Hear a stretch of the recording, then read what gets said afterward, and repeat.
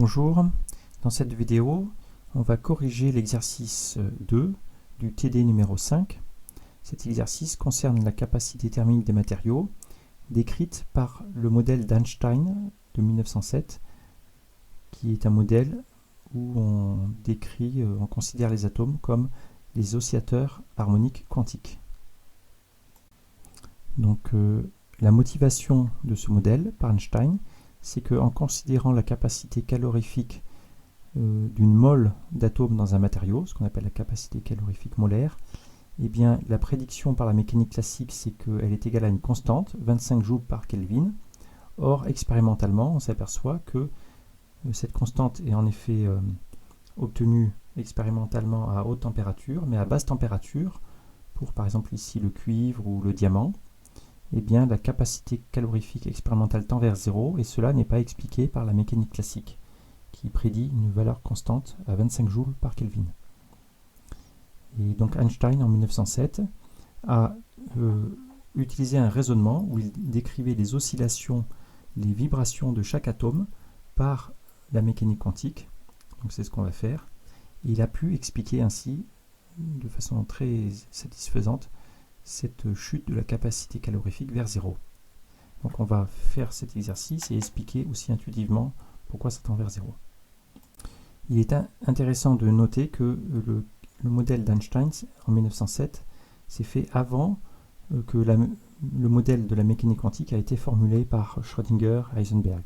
Ça s'est fait plutôt dans les années 1920-1925. Donc l'exercice qu'on va faire, qui nous paraît maintenant très simple, en fait ça a été une prouesse en 1907. Donc première question, chaque atome est considéré de façon seule et ses oscillations sont modélisées par un oscillateur harmonique à une dimension. Alors, la première question, c'est de rappeler ce modèle d'oscillateur harmonique à une dimension et de rappeler les niveaux d'énergie quantique appelés EN, pour les niveaux 0, 1, 2, etc. Alors en cliquant ici, vous avez accès à un cours de mécanique quantique et un chapitre particulier sur l'oscillateur harmonique qui fait en détail tous les calculs, mais là on va juste faire un rappel. Voilà, donc pour cette question 1, à une dimension, ce qu'on appelle un oscillateur harmonique, c'est le modèle où l'énergie, le hamiltonien, c'est énergie cinétique, P au carré sur 2m, plus énergie potentielle qui est quadratique, donc 1/2 de K, Q au carré, où Q est la position, et P l'impulsion.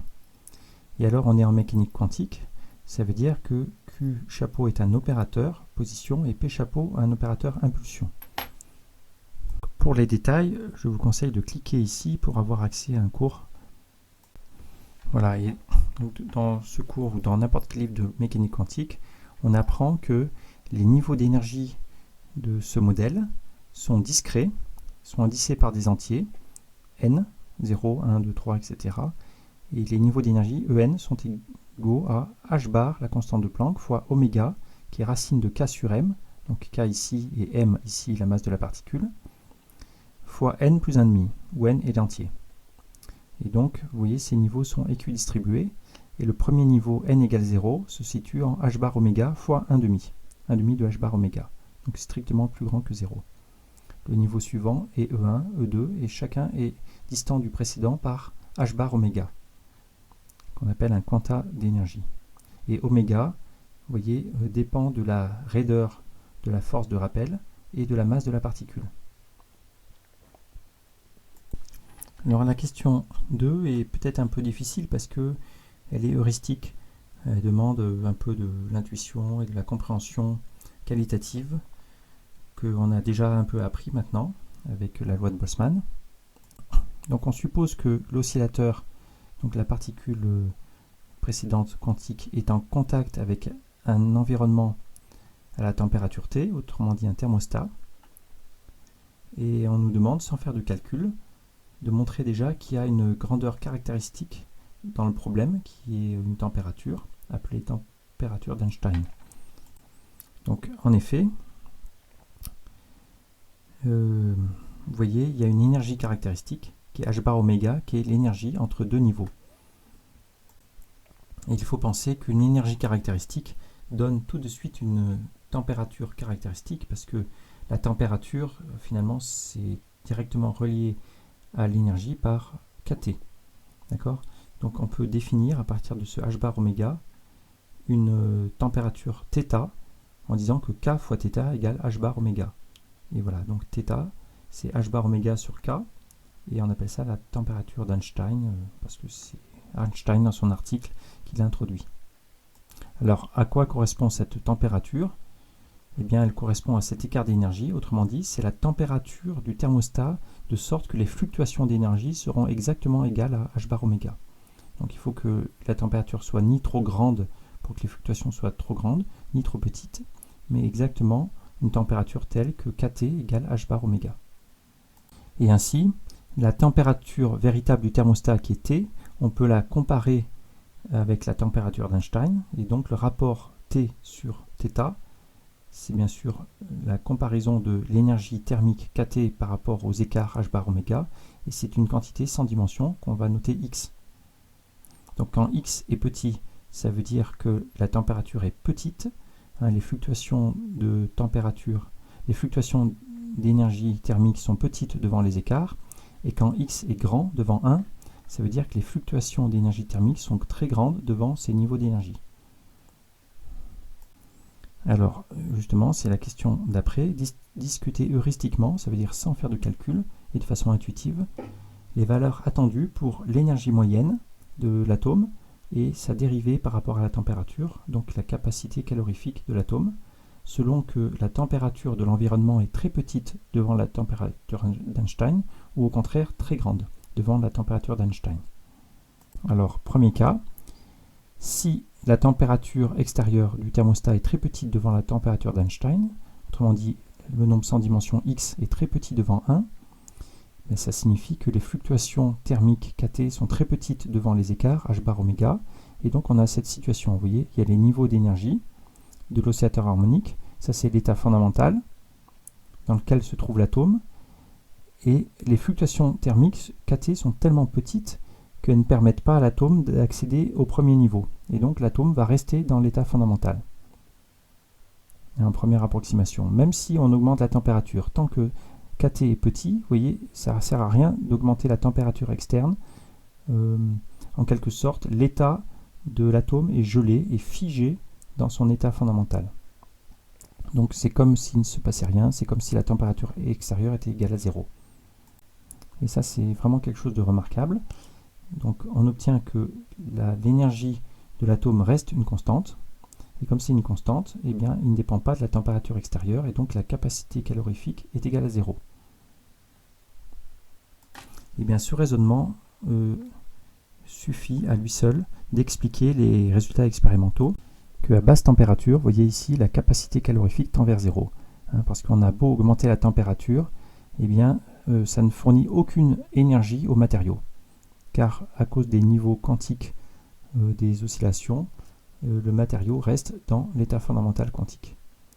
Et c'est encore vrai pour le diamant à température ambiante. Donc c'est remarquable d'imaginer que lorsque vous avez un diamant dans la main, bon, c'est joli, mais surtout c'est on pourrait dire un objet quantique, parce que chaque atome est dans son état fondamental et il n'accède pas même au premier niveau. En fait, la température d'Einstein, on le verra pour le diamant, est de l'ordre de 2000 degrés Kelvin. Donc à température ambiante, on est bien en dessous. Voilà, donc il faut retenir que si x est plus petit que 1, on est vraiment en régime quantique. Le matériau est décrit et vraiment figé dans l'état fondamental quantique. Alors qu'au contraire, si x est très grand devant 1, donc ça veut dire que kT, d'après cette définition, kT est très grand devant h bar oméga, et donc les fluctuations thermiques kT sont très grandes devant les écarts. On est dans cette situation-là, et à tel point que les niveaux d'énergie forment comme un continuum, et d'après la correspondance qu'on appelle le semi-classique, qu'on a étudié au TD numéro 2, et bien en fait tous les états en quelque sorte d'énergie sont accessibles, et on peut appliquer les raisonnements de la mécanique classique. On est en régime qu'on appelle classique. la mécanique classique s'applique.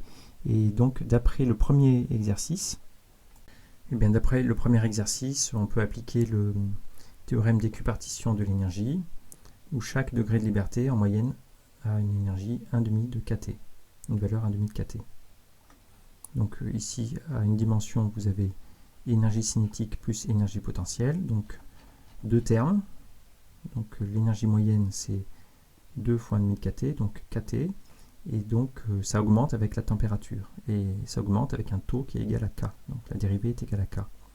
Donc on prédit que la capacité calorifique est une constante quand x est très grand devant 1. Voilà. Et si on combine ces deux raisonnements, donc x tend vers 0, la capacité calorifique tend vers 0, et x grand devant 1, elle tend vers une constante K. Et voilà, on imagine qu'il y aura une sorte d'interpolation qu'on va trouver entre les deux régimes. Et c'est le but de la question suivante, de trouver cette fonction. Voilà, donc dans la question 3, on va faire le calcul précis de la capacité calorifique pour un atome à une dimension. Donc on commence par appliquer la loi de Boltzmann pour trouver la probabilité que l'atome soit dans le niveau n, lorsque la température extérieure est donnée par T. Bien, tout simplement, la probabilité pour l'atome d'être dans un des états n, petit n, 0, 1, 2 ou 3, etc., est donnée par la formule de Boltzmann. Donc, une constante fois exponentielle moins l'énergie En sur kT. Et la constante Z est telle que la somme des probabilités sur tous les états est égale à 1. On rappelle que tous les états, c'est l'état 0, 1, 2, 3, etc. Il y en a une infinité. Et la loi de Boltzmann nous dit que l'état fondamental est plus probable que le deuxième, etc., mais que la loi de probabilité, c'est une exponentielle décroissante, avec une longueur, une énergie caractéristique kT. Donc c'est plus précis que de dire que les fluctuations, c'est de l'ordre de kT. La loi de Boltzmann est très précise, elle nous donne la distribution, c'est une exponentielle. On peut faire le calcul. Le fait que la somme des probas est égale à 1, on remplace par cette expression, ça nous dit que Z, c'est la somme des exponentielles. Et si on remplace, alors peut-être on calculera Z plus tard s'il y en a besoin. Mais pour le moment, on nous demande de calculer l'énergie moyenne d'un atome et de montrer que c'est égal à cette expression où on voit apparaître h bar oméga et alpha qui est bien, le rapport h bar oméga sur kT. Alors qu'on a appelé x dans le corrigé. Ouais, donc on a déjà fait ce genre de calcul, maintenant on est habitué. L'énergie moyenne, c'est donc la somme sur tous les états possibles, et en moyenne donc la quantité énergie fois la probabilité pour que le niveau n apparaisse. Donc ça c'est la formule de la moyenne. On remplace l'expression de la probabilité Pn par cette expression, donc 1 sur z c'est une constante, on peut le sortir de la somme, et il reste exponentielle moins En sur kT. Or, on rappelle que l'énergie En d'un oscillateur harmonique, c'est h bar oméga n plus 1,5. Donc si on divise par kT, il y a kT ici. Il apparaît h bar oméga sur kT, qui d'après l'énoncé, c'est le nombre alpha sans dimension. Donc alpha, en fait, c'est voilà, c'est l'inverse de x. On avait déjà introduit x tout à l'heure. KT sur h bar oméga. Ici, on a h bar oméga sur kT. Donc c'est l'inverse. Donc c'est température d'Einstein sur la température du thermostat. Et maintenant on a affaire à un problème de mathématiques, de calculer une série. Alors pour ça on peut remarquer que ce sont en fait des séries géométriques. Donc le calcul va se faire de la façon suivante. Vous voyez, exponentielle de moins En sur kT, c'est exponentielle donc de moins alpha n plus 1,5. Donc on va s'intéresser à cette somme. Vous voyez qu'on va appeler Z de alpha, parce qu'elle dépend que du paramètre alpha, du nombre réel alpha. Alors, quand alpha est positif, on voit que c'est une série convergente. Et pour le calculer, alors exponentielle d'une somme, c'est le produit des exponentielles, donc on peut sortir de la somme exponentielle de moins alpha fois 1,5. Exponentielle de moins alpha sur 2, on le sort, et il reste cette somme, qui est tout simplement exponentielle de moins alpha n, qu'on appelle S de alpha. Et ça, c'est vraiment une série géométrique. Bon, alors c'est peut-être l'occasion de rappeler comment on fait un calcul de série géométrique. eh bien l'astuce c'est on appelle exponentielle de moins alpha la raison de la série. Si on multiplie cette série par sa raison, par exponentielle moins alpha, eh bien ça va rajouter ce terme ici dans chaque terme, donc ça va remplacer n par n plus 1. Autrement dit, la somme va commencer à 1. Voilà, et donc c'est la série elle-même, sauf qu'il manque le terme 0. Et le terme 0, n égale 0, c'est 1. Donc cette expression, c'est la somme elle-même moins 1. Voilà, et là on a une équation très simple en S, et on déduit de ça que S, facteur de 1 moins exponentielle moins alpha, c'est égal à 1. Donc S, c'est égal à 1 sur 1 moins exponentielle de moins alpha. Et voici la formule. Voilà, ça évite, c'est tellement simple à retrouver que ce n'est pas nécessaire de la connaître par cœur. Il faut connaître la méthode. Donc on a calculé cette série géométrique.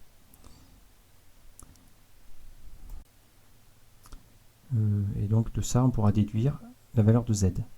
Mais vous voyez, pour l'énergie moyenne, c'est pas tout à fait Z qu'on veut. Alors Z, on en a besoin ici, en fait, mais pour l'énergie moyenne, on a besoin aussi d'une somme d'exponentielle avec ici un terme qui sera l'énergie moyenne, donc avec n.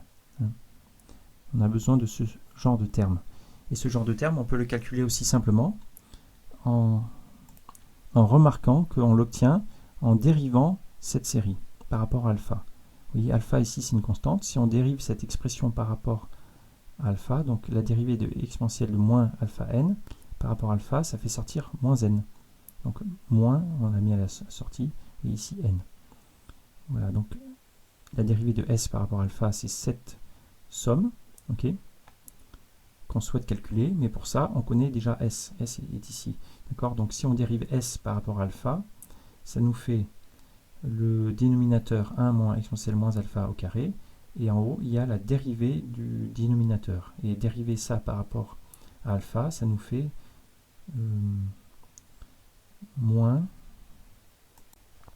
ça nous fait donc exponentielle moins alpha. Il reste un signe moins parce que la dérivée de 1 sur f, c'est moins f' sur f carré. Voilà, et donc là, on peut, si besoin, voir que cette expression, finalement, ici le carré, c'est s au carré. D'accord? Donc il y a en plus moins exponentielle moins alpha.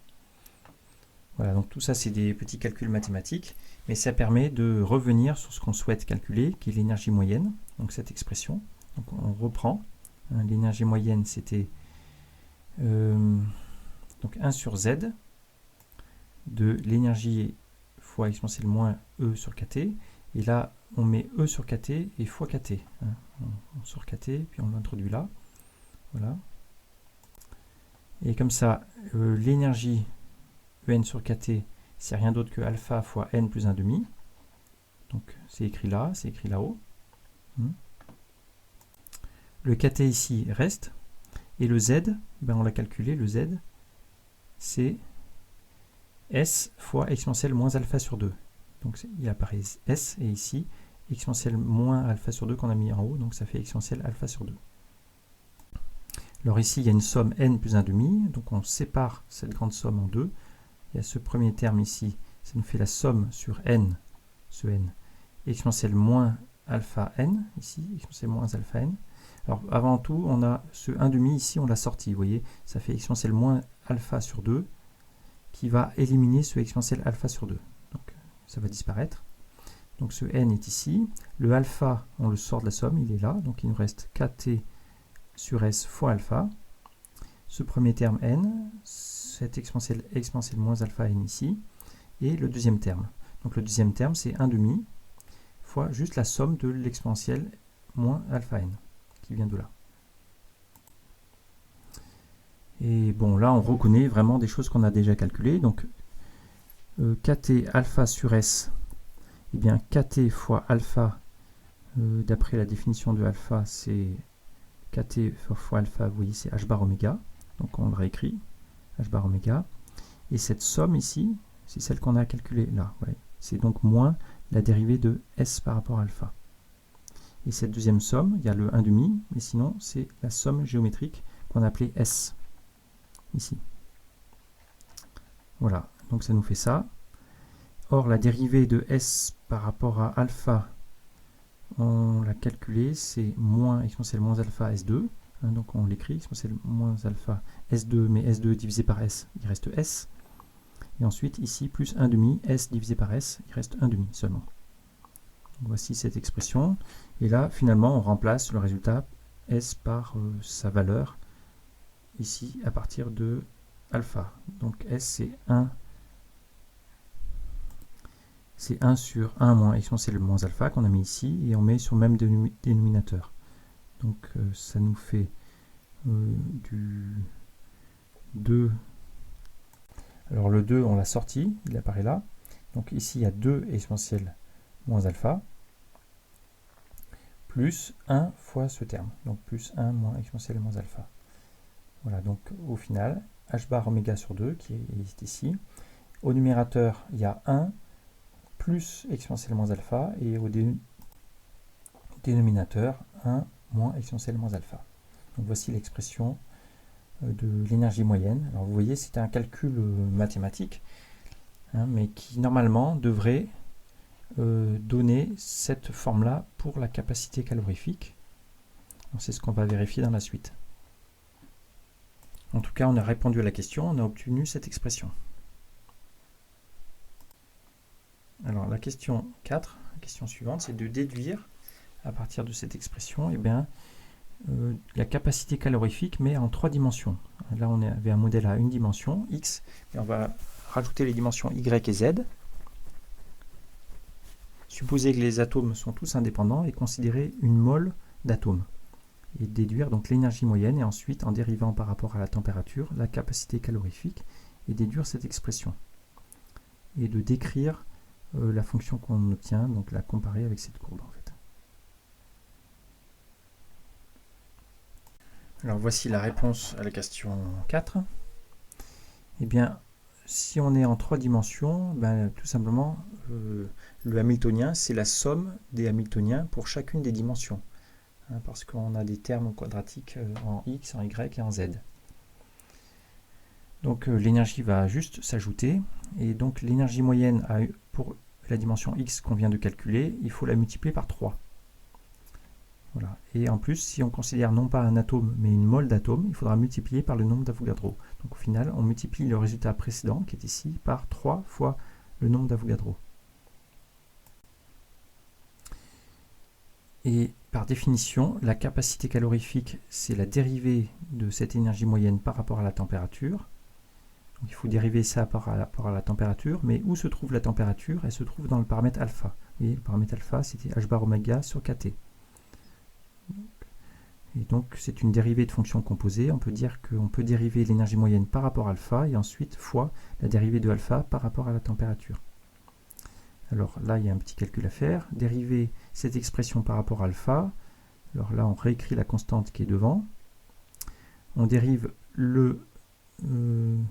alors la dérivée de u sur v, c'est u' v moins uv' sur v2. Donc là, voilà le dénominateur au carré. Et ensuite, la dérivée de ça, c'est moins exponentielle moins alpha, fois ce terme qu'on a écrit là, moins le terme numérateur, fois la dérivée de ça. Et la dérivée de ça, avec les deux moins, c'est juste exponentielle moins alpha. Voilà. Fois la dérivée de alpha par rapport à t. Et la dérivée de alpha par rapport à t, vous voyez d'après ici, c'est moins θe sur t carré. Voilà, alors le θe qui est là, on le met ici. Le t carré, on le met là, d'accord? 3na h bar oméga, on l'a répété. Donc il y a le 2 qu'il ne faudra pas oublier. Ce terme-là, on l'a répété ici. Donc maintenant, on va essayer de simplifier tout ça. Alors lorsqu'on développe, vous voyez là, il y a exponentielle de moins 2 alpha. Et ici, lorsqu'on développe, avec ce moins, il y a moins exponentielle de moins 2 alpha. Donc ça se simplifie. Et ici, ce premier terme nous fait moins exponentielle moins alpha. Et ici, à nouveau, moins exponentielle moins alpha. Donc il y a moins 2 exponentielle moins alpha, un facteur 2, qui s'élimine avec ce facteur 2. Et un signe moins qui s'élimine avec ce signe moins. Donc il reste seulement exponentielle moins alpha. Alors là, on va éliminer la constante de Planck, h bar. Tout simplement, on se rappelle par définition h bar oméga sur K, hein, la température d'Einstein, c'était avant. Ici, voilà, h bar oméga sur K, c'est la température d'Einstein. Hein, donc on va remplacer h bar oméga par K fois la température d'Einstein.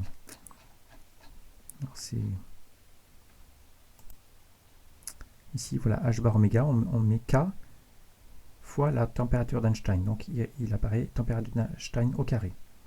Le T carré est ici. Là, on a introduit un 2 au carré, donc un 4. Donc il faut le rajouter ici en haut. D'accord. Là, on répète 3 Na. Et là, l'astuce habituelle, c'est dans cette expression de factoriser par exponentielle moins alpha sur 2. Donc quand vous factorisez par exponentielle moins alpha sur 2, il va rester ici moins exponentielle moins alpha sur 2. Et ici, ça va ajouter exponentielle alpha sur 2. Mais quand vous allez le sortir, avec le carré, ça fait ici exponentielle moins alpha, qui va se simplifier avec celui-là. Donc, ils vont disparaître. Il reste ça, seulement. Voilà, pour finir, le nombre d'Avogadro fois la constante de Boltzmann, par définition, c'est la constante R, de 8,3 joules par Kelvin. Et cette expression, sans le carré, divisé par 2, c'est le sinus hyperbolique. Donc, avec tout ça, on observe un sinus hyperbolique de alpha au carré. Et alpha, ben on se rappelle que alpha, c'était... Alors, alpha sur 2, hein, et alpha sur 2, c'est température d'Einstein sur 2T. Voilà, donc ça nous donne cette expression-là, qui était demandée. Voilà, on a bien obtenu cette expression qu'on peut trouver dans l'article d'Einstein. Voilà. En cliquant ici, vous avez accès à l'article original d'Einstein. Et en cliquant ici, vous avez un aperçu des différentes contributions des travaux d'Einstein par rapport aux connaissances de l'époque. Donc voici l'article original d'Einstein en allemand. Bon, je ne comprends pas l'allemand, mais les formules, vous allez voir, on voit ici la loi de Boltzmann. Ici une intégrale, donc ça veut dire qu'il traite l'atome par la mécanique classique. Okay. Alors pensez qu'on était en 1907, donc bien avant la mécanique quantique. Et ici on voit sûrement apparaître le fait que l'énergie moyenne augmente linéairement avec la température dans le modèle classique. Mais un peu plus loin, alors il faudrait lire, mais là sûrement là, il y a des hypothèses d'énergie quantifiée, vous voyez, et il obtient les formules qu'on a obtenues pour l'énergie moyenne qui font apparaître des exponentielles qui sont la température, et finalement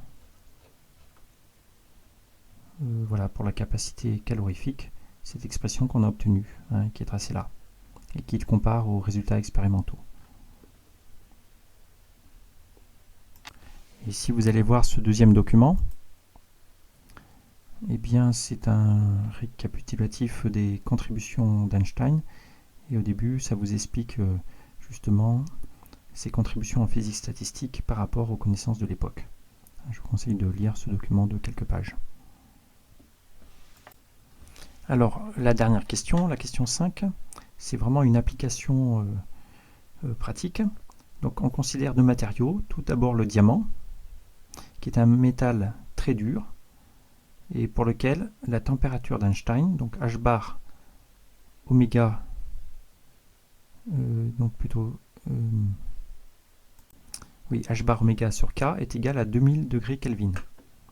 Ça veut dire qu'il faut ces températures-là pour que les fluctuations thermiques atteignent les premiers niveaux d'énergie quantique. Et ensuite un autre métal, le cuivre, qui est un métal mou, et pour lequel la température d'Einstein est plus faible, 244 degrés Kelvin. Alors, comment se fait-il qu'il y ait une corrélation entre les propriétés qui semblent éloignées, qui est la constante d'élasticité, hein, le fait que le matériau soit dur ou mou, et la capacité thermique. La capacité thermique, c'est observé par le fait que à température ambiante, par exemple, le cuivre aura une capacité thermique plus élevée que le diamant.